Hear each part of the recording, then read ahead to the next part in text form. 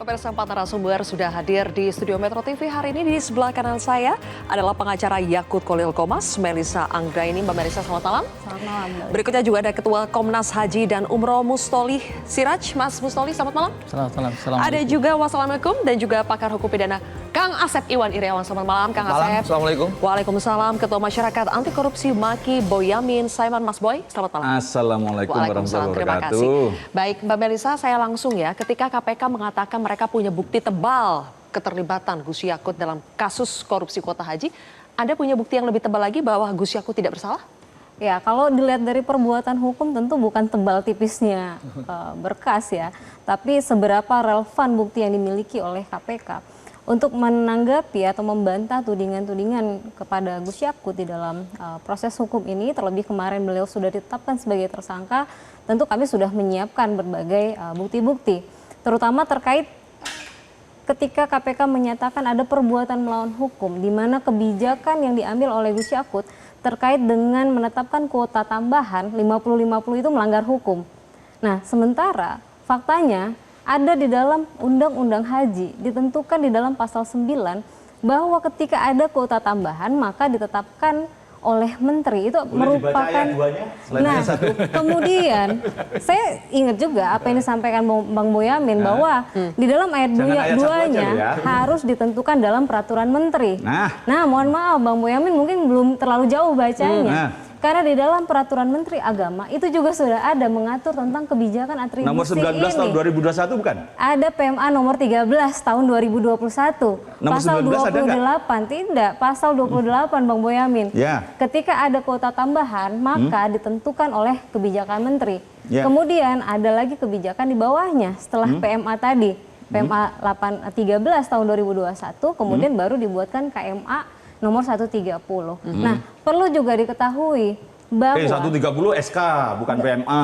PMA nomor 13 tahun 2021 Bang Boyamin. Tadi 130 tadi ngomongnya PMA. Kan tadi saya SK bilang loh. ada turunannya loh Bang Nah, ya, Boyamin. SK loh, bukan Pemirsa PMA. jangan Iya. bingung dengan istilah ya. PMA Gitu dong. peraturan Menteri Karena Agama. berbeda-beda SK nih. surat keputusan Menteri. Mungkin Oke. perlu disimak dulu. Oke. Jadi Tadi ada yang peraturan Menteri Agama tadi Nanti ayat saya kasih 4-nya waktu bunyi apa? Mas Boyamin Iya, untuk membantah. sebentar dulu dong. Mbak Melisa selesaikan dulu biar utuh nih. Iya. Di Ya. dalam Undang-Undang pasal 9 ada, kemudian ditentukan melalui peraturan menteri. Nah, kemudian di dalam peraturan Menteri Agama nomor 13 tahun 2021 pasal 28 disebutkan juga bahwa ketika ada kuota tambahan maka ditentukan oleh menteri. Ayat 1 kan? Aturan di bawahnya. Jangan Kemudian- dibaca ayat 1 doang, Iya, ayat 2, sabar 3, dong, Bang. 4-nya dibaca dong. Iya benar, dan Ayat itu 4, kan bisa pengisian kuota dimaknai. haji tambahan diperuntukkan untuk A. Jamaah haji reguler berdasarkan urutan nomor porsi berikutnya. Betul. B.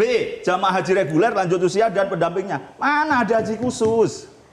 Itu kan karena di dalam PMA, Bang, Gitu loh. gini Ya, loh, nggak terlalu mengartikan jauh, itu gitu jangan loh. seputus-seputus gitu ya. Jadi Ya, nggak terputus, ada ayat 2 1, 2, 3, PMA, 4 kok. ada 2 PMA yang mengatur hal ini. Ini kan jadi debat kusir, Bang. Lu Nggak enggak elegan tulisannya juga. begini kok, ini peraturan Mahkamah Ya, Agung. makanya saya jelaskan ada Berdasarkan dua, peraturan Menteri ada Agama.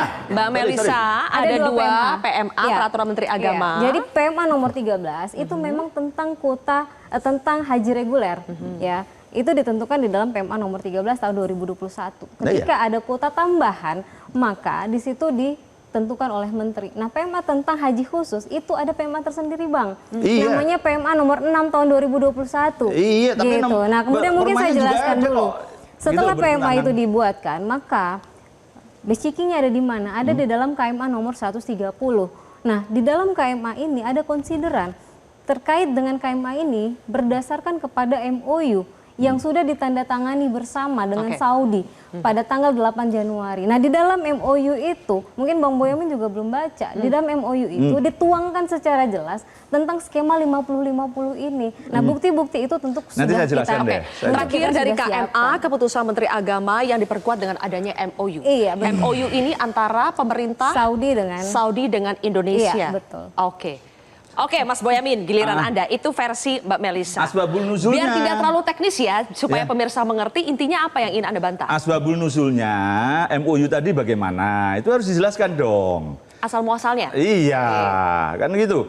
Apakah itu permintaan pemerintah Arab Saudi ataukah orang-orang Kementerian Agama terus kemudian tanya, bolehkah ini saya bagi 50-50? Gitu loh. Kan gitu. Itu kan orang sana ya asumsi terserah ya. urusanmu. Tapi kan undang-undang hajinya mengatakan apa? Peraturan Menteri Agamanya apa? Terus SK-nya juga ngomong apa? Surat keputusan gitu loh. Itu kan yang membagi kemudian 50-50 itu kan surat keputusan.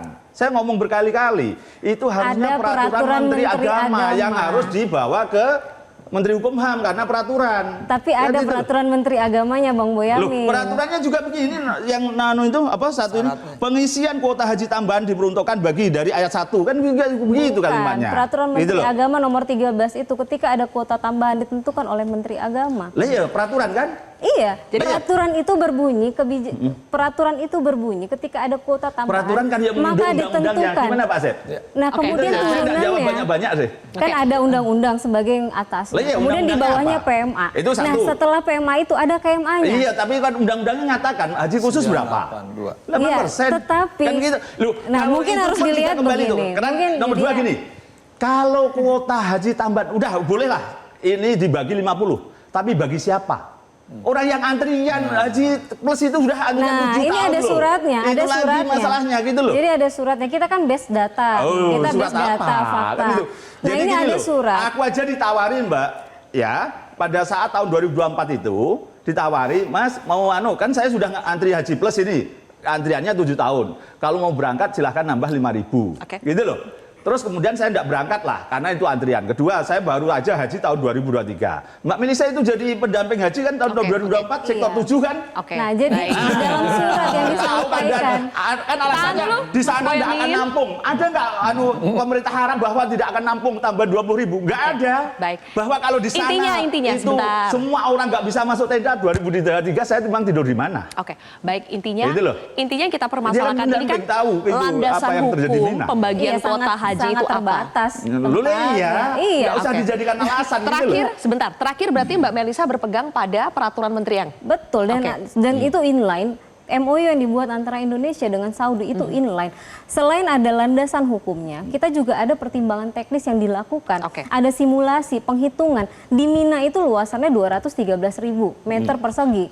Kemudian dikurangi dengan evakuasi, lorong evakuasi 20%. Sisanya untuk di Mina itu hanya tinggal 170.000. Oke. Ketika 10.000 kuota tambahan itu dimasukkan ke dalam Mina yang tidak pernah bertambah itu, yang bersisa space per orang tinggal 0,8 Tidak meter. ada Intinya kita tidak pemerintah siap. Saudi mengatakan tidak sanggup menerima 20.000 itu.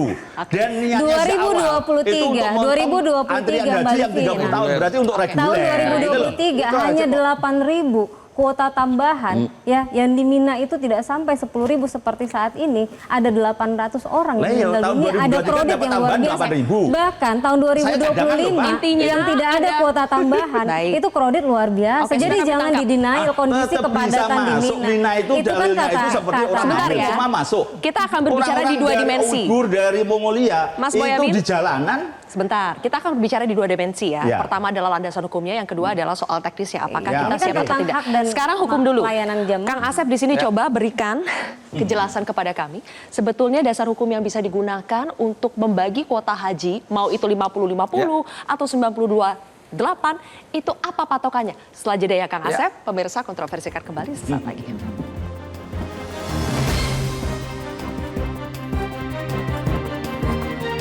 Download Metro TV Extend sekarang.